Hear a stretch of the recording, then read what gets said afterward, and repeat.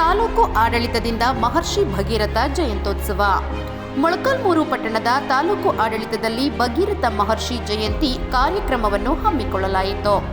ಕಾರ್ಯಕ್ರಮದಲ್ಲಿ ಪಶು ಇಲಾಖೆ ಸಹಾಯಕ ನಿರ್ದೇಶಕರಾದ ಡಾಕ್ಟರ್ ರಂಗಪ್ಪ ಮಾತನಾಡಿ,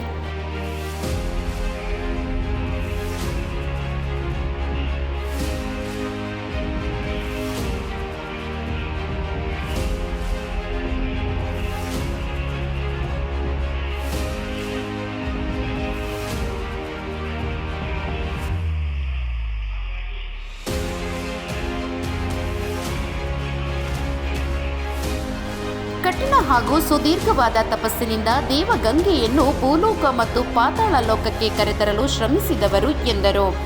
ಈ ಕಾರ್ಯಕ್ರಮದಲ್ಲಿ ತಾಲೂಕು ಕಚೇರಿಯ ಸಿಬ್ಬಂದಿ ಹಾಗೂ ಪರ ಸಮುದಾಯದ ಮುಖಂಡರು ಇದ್ದರು. ಮತ್ತಷ್ಟು ಸುದ್ದಿಗಳಿಗಾಗಿ ಸಿಟಿ ಚಾನೆಲ್ ಚಳ್ಳಕೆರೆ ಸಬ್ಸ್ಕ್ರೈಬ್ ಮಾಡಿ.